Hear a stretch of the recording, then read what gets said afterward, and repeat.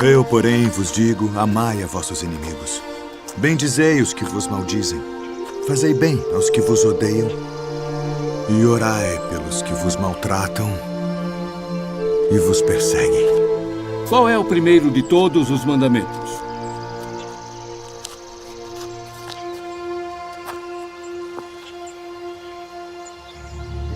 Ouve, Israel.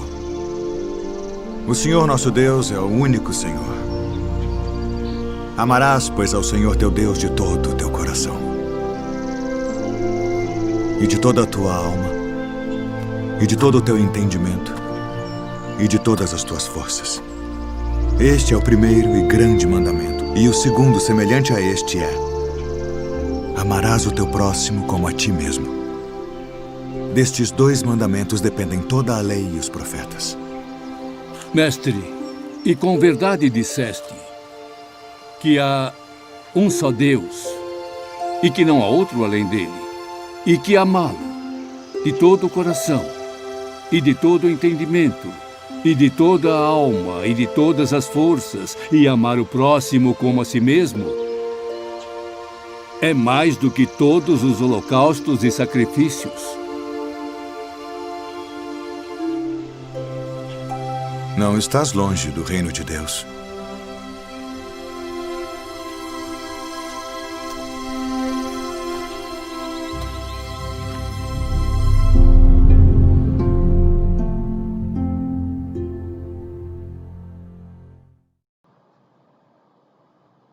Boa noite, que Jesus nos abençoe, proteja cada um de nós, nossas famílias, ilumine sempre nossos caminhos, conduzindo-nos para o bem, para o amor e a paz.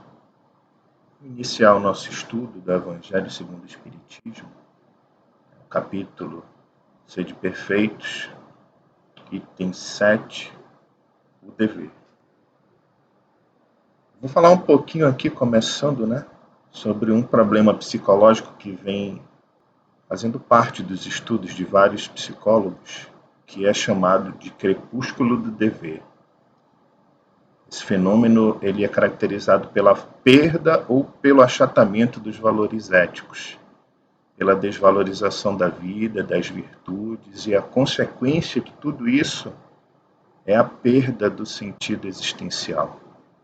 Nós verificamos essa desvalorização dos valores nos crimes, que a gente vê crimes bárbaros que ocorrem por bobagens, por um assalto de um telefone, ou simplesmente por um ciúme bobo, uma mentira, coisas que poderiam perdoar ou que poderiam ser evitadas, acabam tomando essa dimensão de sofrimento e dor que causa medo, pânico, na verdade, aos corações mais nobres, fazendo com que a gente pense que o mundo está piorando ao invés de estar melhorando, o que não é maior, o que não é verdade. O mundo melhora sempre porque os homens que o habitam vão melhorando conforme o tempo vai passando. No entanto, nós temos dificuldades no caminho. Essa perda do sentido existencial também vem produzindo nos corações humanos, várias síndromes, como a síndrome de pânico, o medo, aquela crise, de ansiedade e até mesmo depressão e suicídio. Isso ocorre por quê? Porque o homem passa a se limitar às conquistas, das coisas e valores amoedados, da sua projeção social, do gozo pessoal. Isso não é exatamente um problema. No entanto, quando a vida passa a ter esse único significado, nós nos abalamos com todas essas conquistas, com todas essas buscas que não saciam, na verdade, o nosso coração, que é um coração sensível e repleto de desejos de felicidade, de amor, que são os desejos reais. É aquilo que realmente nos conduz à conquista, né, da felicidade que nós tanto buscamos. Isso acontece também por causa do abandono, né, do ser espiritual. Então, o esquecimento da ética e da moral cristãs acabam levando o homem a adotar condutas que nos afastam da felicidade ao invés de nos aproximar dela. Porque nós, nesse momento da escolha pelas coisas puramente materiais, nós flagelamos aquilo que nós realmente somos, que somos seres espirituais vivendo em um mundo físico, né, em um mundo material. Então, há uma grande comoção sobre essa nova ordem social individualista, né, que mais valoriza o prazer do que o dever. Isso vem gerando muitos distúrbios na nossa vida de relação. O que é o dever? Se nós formos assim pensar, né, no que a filosofia, né, a psicologia destaca para o filósofo Immanuel Kant, por exemplo, né, o sujeito moral sente-se intimamente obrigado a agir segundo determinadas regras. Isso é basicamente a ideia do conceito de dever. Para o Espiritismo, como nós vamos lá no Evangelho, nós vemos que é a obrigação moral da criatura para consigo mesma, primeiro, e em seguida para com os outros. Essa obrigação moral que cada um de nós submetemos, né, a nós mesmos, nasce também do nosso íntimo, né, já que nós somos seres espirituais. E isso a gente vai verificar, né, vai se desenvolvendo ao longo do progresso espiritual. Então entenda que o dever para o espírita inicia em nós, né, para que se reflita no próximo. Da forma que eu entendo a ética e a moral, nós somos filhos de Deus, que é a inteligência suprema, a causa primária de todas as coisas. Como filhos de Deus, somos os seres inteligentes que povoam o universo. Nós somos espíritos, nós somos seres espirituais. Vivemos na Terra para nos aperfeiçoarmos, levando-nos à categoria de espíritos puros.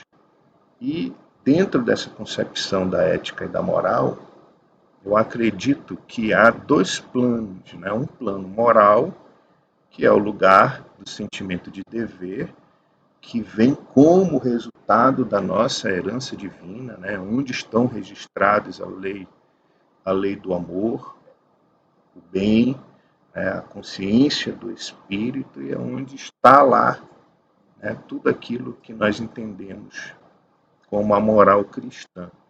E nós temos o plano ético, que são os deveres da vida de relação. Né? Vou dar um exemplo aqui das éticas, né, da conduta ética, da ética médica, da ética política, da ética cristã, da ética espírita. Né? Essa forma de nos relacionarmos com o próximo reflete aí o nosso plano ético. Muitos filósofos, né, entenderam, por exemplo, que a ética é a ciência das leis da liberdade, enquanto que, comparando, né, a física seria a ciência das leis da natureza. Então, a ética está relacionada ao momento de relação. Aquilo que nós, como espíritos, como humanos, aprendemos a eleger como regras e condutas e que, inspirados por nossa herança divina, buscamos produzir na vida de relação, né, o resultado da felicidade das leis divinas que cada um de nós carrega. O dever é a lei da vida. Né? Todos nós estamos submetidos a essa lei. Nós não podemos fugir da obrigação moral que nós temos em relação ao próximo, em relação a nós mesmos e em relação a Deus. O dever é o mais belo laurel da razão. O Evangelho, né, nos esclarecendo que é um prêmio da razão. Sem o dever, sem a concepção da razão, nós seríamos incapazes, né, de entender ou de discernir os principais valores da vida, os valores éticos e morais. Por exemplo, os valores úteis, né, que é ser capaz ou ser incapaz, caro ou barato, os valores vitais, que são o são e o doente, o enérgico e o inerte, os valores estéticos, o belo e o feio, o harmonioso e o desarmonioso, os valores religiosos, o sagrado e o profano, o divino e o demoníaco, né? Os espirituais, o conhecimento, a ignorância, né? O evidente e o improvável, e os valores morais, o bom e o mal, o justo e o injusto. Graças à nossa evolução espiritual, ao desenvolvimento da razão, nós somos capazes de discernir, lembrando que bem as leis divinas estão registradas na nossa consciência. E isso nos impele a buscar, né, viver segundo essas leis. Porque nós sabemos que quando nós nos afastamos das leis divinas, né, a advertência do amor, que a dor vem nos conduzir novamente ao regaço do amor divino, ao cumprimento dessas leis. O dever está vinculado ao livre-arbítrio. Deus quer que cada um dos seus filhos escolha viver segundo as suas leis. O tempo que Ele nos dá, os tempos, na verdade, né, que Ele nos dá são os tempos de cultivo e o tempo obrigatório de colheita. Mas o cultivo é por nossa conta. Nós, com o desenvolvimento da razão, da inteligência, com a nossa moralização, somos capazes de decidir aquilo que realmente trará para cada um de nós, para aqueles que nos cercam, né? A boa vida, a felicidade, o relacionamento harmonioso que cada um de nós deseja. O dever identifica a elevação do espírito. Quanto mais o espírito cumpre seu dever, mais elevado ele é. Se nós pudéssemos medir, né, o cumprimento do dever, nós poderíamos ser capazes de identificar a evolução do espírito, a forma como ele se dedica ao cumprimento dos seus deveres, a partir do seu desejo, compreendendo a lei divina, né, e a forma como nós, seres espirituais, devemos viver nesse mundo. Isso constitui, né, um notório progresso do espírito. O dever existe sem exigibilidade social. Imagina, por exemplo, que nós vivemos numa sociedade onde é proibido matar. E muitas pessoas, muitos filósofos acreditam que nós não matamos por medo da repressão, da vergonha, né, da culpa. Mas no final das contas, como é que então que a gente pode explicar que não há na nossa lei a obrigatoriedade de sermos piedosos, caridosos, não há na lei a obrigatoriedade de sermos gentis, nem otimistas, né? Nem carregarmos a confiança e a fé no nosso coração, mas mesmo assim nós vivemos essas virtudes éticas. Isso tudo está relacionado ao plano moral, aquilo que nós carregamos como espíritos e que baliza a escolha, né, das regras e relações da nossa vida. Nós podemos entender o desenvolvimento ético-moral utilizando, né, os estudos de Piaget, por exemplo. Note que Piaget ele classifica, né, esse desenvolvimento ético-moral. Então, se nós fizermos essa analogia, né, entre o espírito e a criança, por exemplo, nós vamos ver que há muitos espíritos que estão no estágio de anomia. Não existe, né, neles um comportamento ético e moral. Ele simplesmente é um ser egoísta, não consegue enxergar os direitos e as necessidades do próximo, e o mundo inteiro vive, deve viver, né, para satisfazer os seus desejos, né, os seus caprichos. Essa é a fase mais infantil do espírito, né? Totalmente marcada pelo egoísmo e pelo orgulho. Passando dessa fase, nós temos a fase de heteronomia. Na fase de heteronomia já existe, né, no espírito a ideia de que ele vive com o outro e que é responsabilidade dele também aquilo que ocorre com o seu semelhante. No entanto, ele é indiferente a isso. Ele faz e não está nem aí para as consequências das suas ações. Por muito, nós entendemos, por exemplo, que nessa fase, né, são muitos homens e mulheres que buscam, por exemplo, os relacionamentos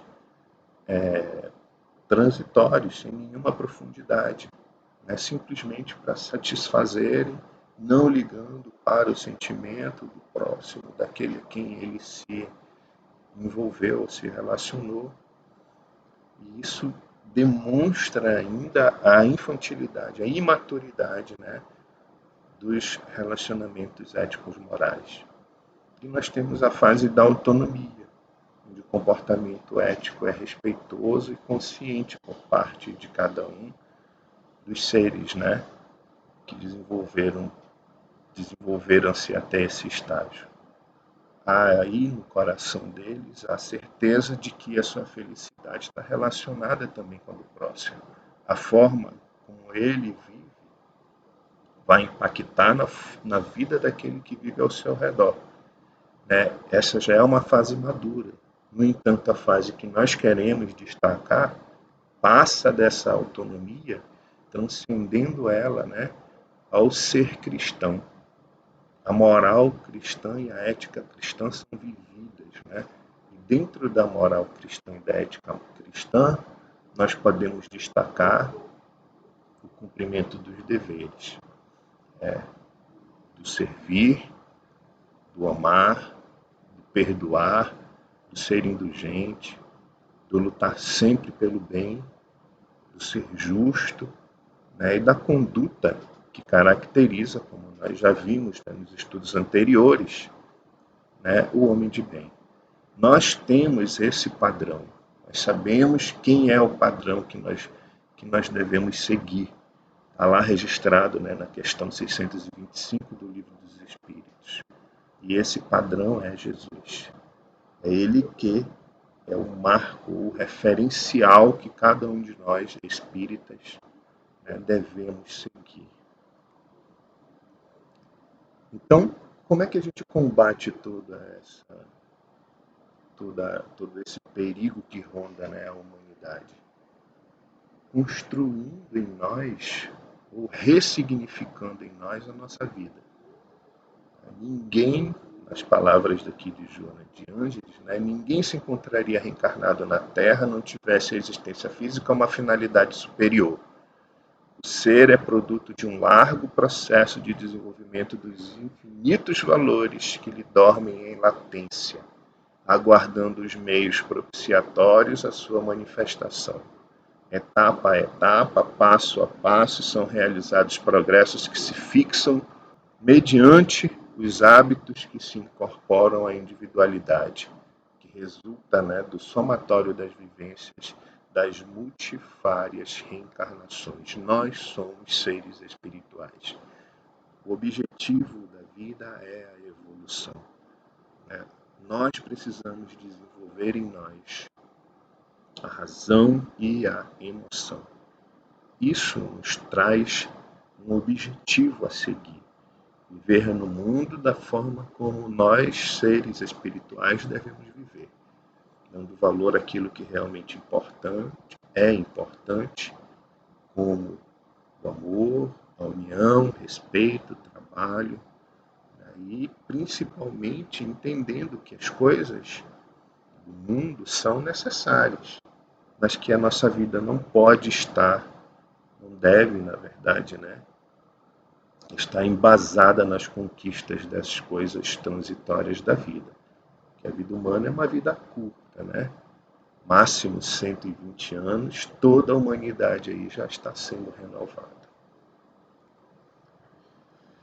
Como que a gente reconhece o dever? Também está lá no Evangelho, né? O dever principia para cada um de nós exatamente no ponto em que ameaçamos a felicidade ou a tranquilidade do vosso irmão.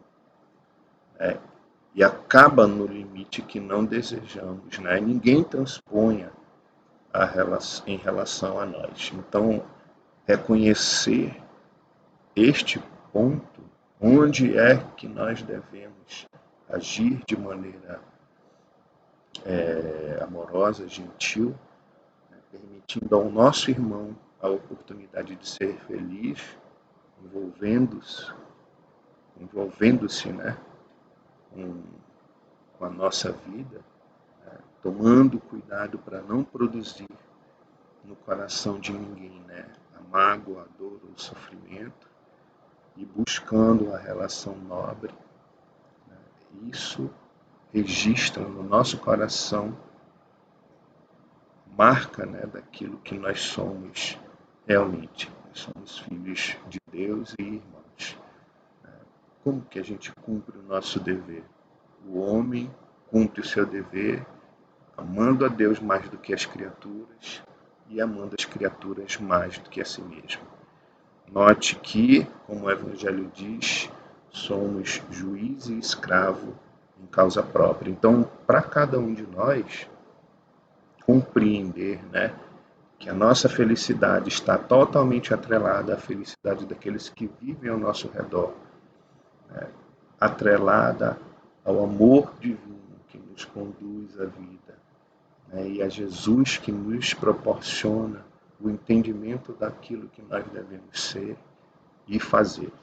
Bem, pessoal, nós chegamos assim no que é conhecido como o dilúculo do dever. Dilúculo é a aurora, né? Como é que a gente reconhece a aurora do dever? Quando as relações humanas tornarem-se fraternas.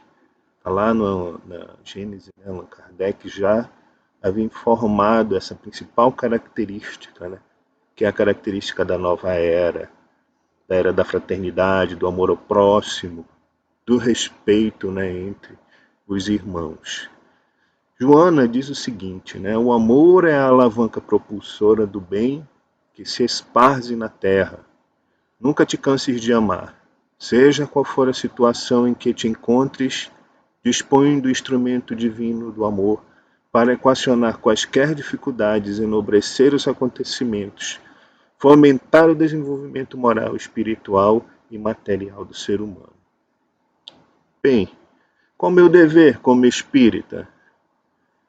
Aperfeiçoar-me, dar valor à minha vida, expandi-la, né, e autoafirmá-la em relação ao seu significado. Entender que nós somos seres espirituais, que nossa vida está diretamente ligada à vida do nosso irmão. E nós, como espíritos, vamos reencarnar quantas vezes forem necessárias para alcançarmos, né, a nossa evolução, o nosso destino, que é a felicidade, conforme nós aprendemos, né, na doutrina espírita. E como que a gente faz isso? Nós precisamos aprender a articular o plano ético com o plano moral. Na outra linguagem, é fazer o que Jesus nos ensinou.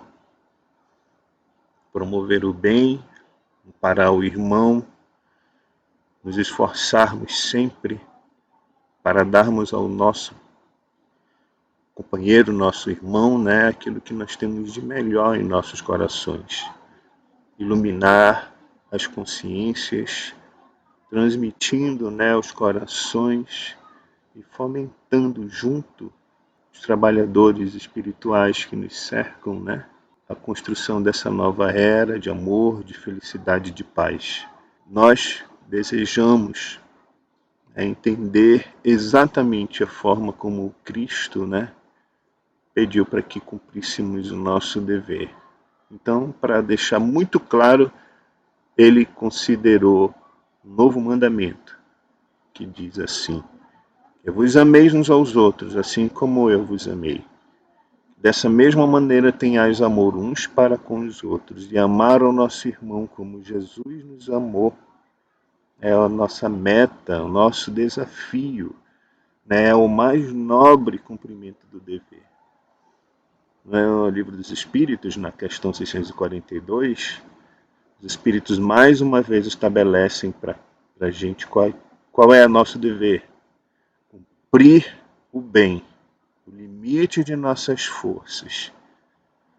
Produzir sempre, com o suor do nosso trabalho, a alegria, o bem-estar, a felicidade do nosso irmão, daqueles que convivem diretamente conosco, e promover a confiança na vida, a esperança no futuro melhor, do amor que Deus sente por cada um de nós, espalhá-lo aos corações, e a certeza de que nós nunca somos desamparados em nenhum momento da nossa vida. Deus é nosso Pai, nos ama, nos protege e nos conduz. Que Ele nos abençoe e que conduza as nossas vidas. Que assim seja.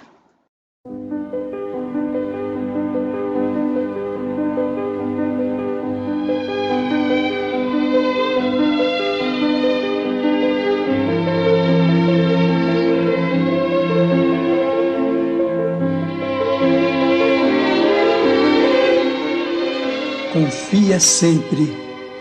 Não percas a tua fé entre as sombras do mundo.